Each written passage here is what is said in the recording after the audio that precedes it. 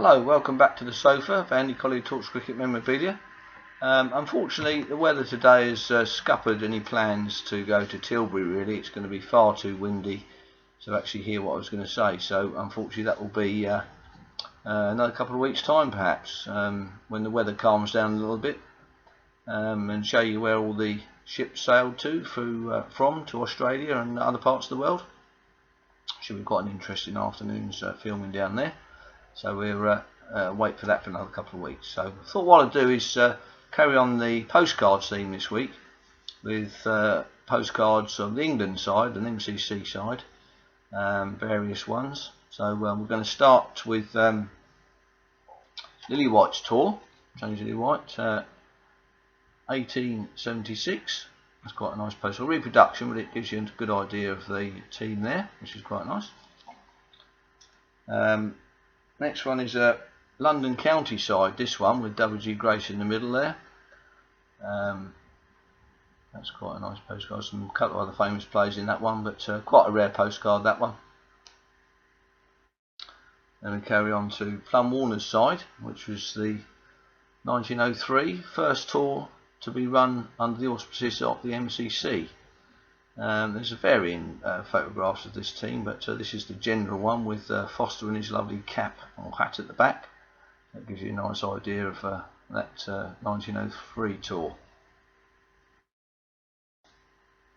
And we're going to go on here to 1905. There's 3 postcards in this series that I've got so far, which is of the Test match teams.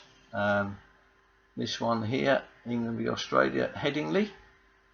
That's the team for the Headingley Test match in 1905.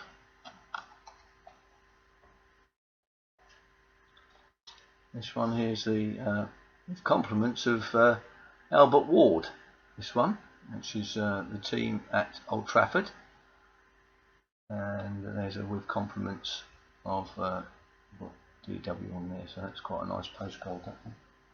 The officials here. There's another one here. This is Trent Bridge team. England won this game by 215 runs, so that's quite a nice memory, that one. So that's three postcards from that series. We're waiting for 2 more to turn up, so they'll turn up at some stage, I expect. Next one I've got here is 1907 A.O. Jones tour to Australia, which is a nice postcard of all the players there in individual photographs. On the back of this one, it's written to someone, Elsie, I think her name was, which just adds that little piece of history to that postcard. It's a nice way to sort of social history of these things. Another one of Jones' team to Australia there, of a nice coloured one. This is from South Africa, this one. The team to Australia. And again, written on the back there, and they seem to cram a lot of information on the back of their cards. From about 1902, they split the card down the middle, so you had the address on one side and anything you wanted to write on the other, which left you little room. But as I say, they managed to cram a bit in. This one's a 1911-12 side to Australia, with Plum Warner again. But this on the back of here has got it's a cigarette card, so I imagine, obviously you couldn't get them in a packet of cigarettes, but I imagine you have to collect things and send off for a collection of postcards, and this one obviously 1911-12, so interesting way of getting your cards. This one's 1924-5 side to MCC side to Australia, and this is actually a Christmas card sent from manager Toon to C.R. Wilson, Paradise Square, Sheffield. What about that? That's quite a nice address for him. That's quite a nice postcard there. This one, the 1925-26 side, Tennyson side to West Indies, which I showed last week, a road in Jamaica, which was signed on the back by the side. So that will go with that. So that's quite a nice picture there. 1926 famous England side there, with Wilfred Rhodes coming out of retirement to bowl England to victory against Australia at the Oval. So quite a nice bit of rubbish there. That's pre-clear up time there. This one here is Andy Sandham's debut against Australia in 1921 rather, against Australia at the Oval. Lord Tennyson captain. Quite a nice postcard, that one. Being a Surrey boy, that was a bit of a significant moment for Andy Sandham. That's the first Test team in 1930, actually, that one. Some famous names on that one.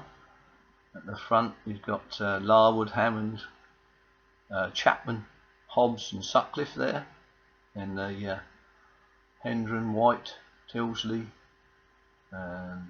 Morris Tate, Frank Woolley, Robbins, Singhi and George Duckworth.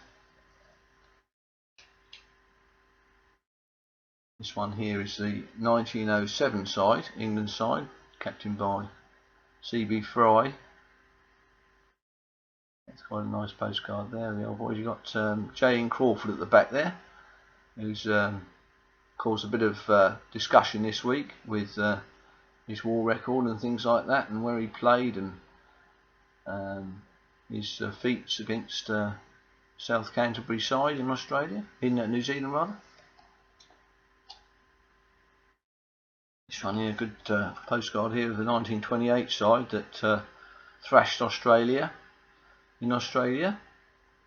Wally Hammond seemed to be scoring runs for fun on that tour, so that was a great one to follow in those days.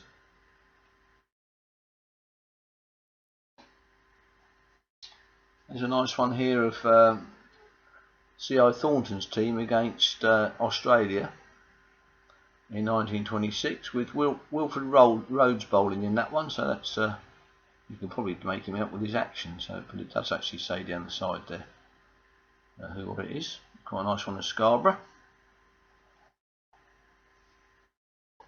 We've got one here of Herbert Sutcliffe, players sign one there. That's to Joan, who was obviously a relative of Herbert Sutcliffe. That's quite a nice picture there. We've got a recent purchase of Leslie Ames on the 1928 tour. Again, there's a bit of information on the back of this one. Chatham, that's been addressed to. This is quite a nice one. It's Old England side 1946. With Percy Fender in there, Douglas Jardine, DJ Knight, Frank Woolley. There's a few on there. Morris Allen, R.T. Holmes, Hobbs and Strudwick as umpires. That would have been a fascinating afternoon to watch those old stars in action. And the last one on this little section is going to be the 1955 Test match against South Africa, which was Ken Barrington's debut in Test cricket. And on the back of this one has got all the facsimile signatures of the side there, all readable. Hopefully if some first class cricketers these days take note of that and actually give us some signatures which we can actually read.